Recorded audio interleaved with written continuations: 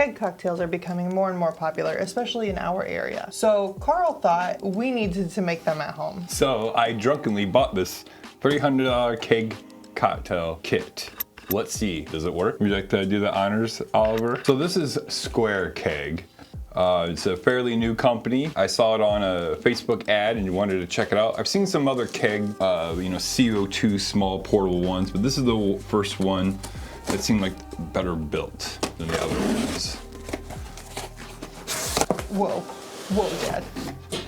All right, we got a little setup card here, a travel bag, a bunch of CO2 canisters. Oh, neat. So you can buy just this, you can buy just the tapper, and I got the whole kit. It was like on sale for $300. So I just went ahead and just did everything. Oh wow, it comes with a bunch of little CO2 canisters. Yeah, so here we go. We got the keg itself. This will hold 128 ounces.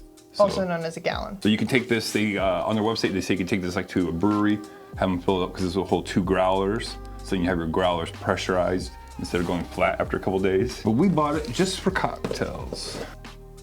So they got little instructions on how to set it up. They have a standard and a party tap. The party tap is just like I said, the extension hose.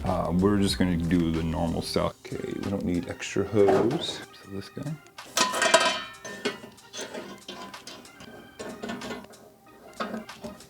So I know everything is washable except for the regulator.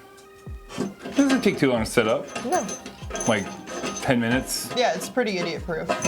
Pretty idiot proof. So we didn't even mention what cocktail that we're going to make with this. We just got, well, the same day I drunkenly purchased this, we needed more tahini because we're almost out of our big ass bottle. And for some reason, Amazon had been reading my personal diary and recommended the Smuggler's Cove book, and it recommended 4 other great cocktail books. Yes. So I bought them. And so today we're gonna do the Mastadon. First of all, awesome band.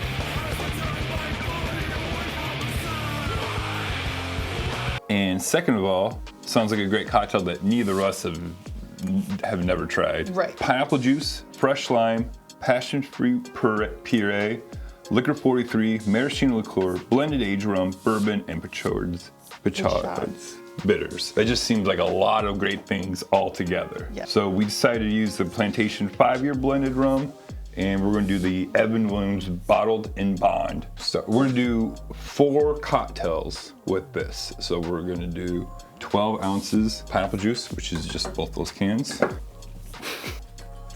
½ ounce of lime juice, so we're gonna do 2 ounces of lime juice. You might not be familiar with why people want keg cocktails.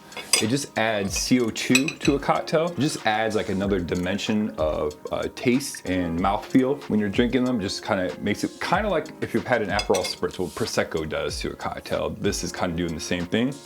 What you're also able to do is batch big cocktails, because most of the time they'll use a pony keg or a 6-barrel, which is 5 gallons. And restaurants and bars will do that, so they can easily spend all this time prepping before they open, and then when you order this, they can easily go and pour your cocktail pretty fast, so it saves a lot of time. Yes. Some people feel like it devalues the face of the cocktail, but those people don't understand how much prep work goes into making keg cocktails. This is just a nice, easy way for you to do this at home, fun, if you're gonna have people over and entertain. 1 ounce of passion fruit puree, so we'll do 4 of that. Look at you stealing our water. So we also have water. When you do batch cocktails, you're not shaking in ice and then dumping and making them into the canister. You said 4 ounces, right? 4 ounces total, yep. And so what we're gonna do is add water to this for the dilution process of it. This specific cocktail is supposed to be flash blended pebble ice. Well, we're not doing that, so I'm not gonna add as much water as I normally would to in a keg cocktail, because it's not supposed to be as diluted as, let's say, as a Mai Tai or something like that. You enjoying your fresh water? 2 ounces of Licor 43 and 2 ounces of Maraschino Licor. 1.5 ounces of rum, so that'd be 6 ounces then total. Here, let's go ahead and add the bitters to this. And then 6 ounces of bourbon, or 1.5. So we'll have the recipe, when you see the recipe on the screen, it'll be for 1 cocktail, and then we're just batching it to 4. And I'm gonna do some math here real quick. So you have 34 ounces of liquid in there, do 4 ounces of water for the dilution purpose of it. So we're gonna screw this guy back on. Give this a quick shake. When you do these, you want as much air out as possible so the carbonation can work better with the ingredients inside there. Okay. Turn the pressurization valve clockwise until 2.5 psi. Okay, now we can enjoy. Garnish, pineapple lid with a straw hole cut out. We're not doing that. No. So we got a Pebble Ice from Sonic's, like a couple bucks for a 5-pound bag. Yep.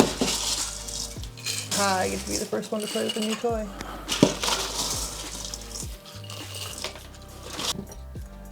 I don't know if you guys can see this very well, but it comes out decently fast. I mean, you could probably put more pressure in there to pressure it out, but there's probably a reason why they recommend 5 to 7. But you know, again, it's just we're casually drinking this home. We're not trying to. I'm not trying to serve 100 cocktails in an hour. Right. Unless I'm throwing a rager. But so far, overall thoughts so far, I think it's easy, works. Yeah. I mean, overall, it does what it promises so far. As far as I'm aware, I haven't tried the cocktail yet. Cheers. Cheers. Oh. That's good. That's good. Pretty well balanced. I mean, there's obviously enough sweetness from the passion fruit, the Licor 43, the Maraschino Yeah.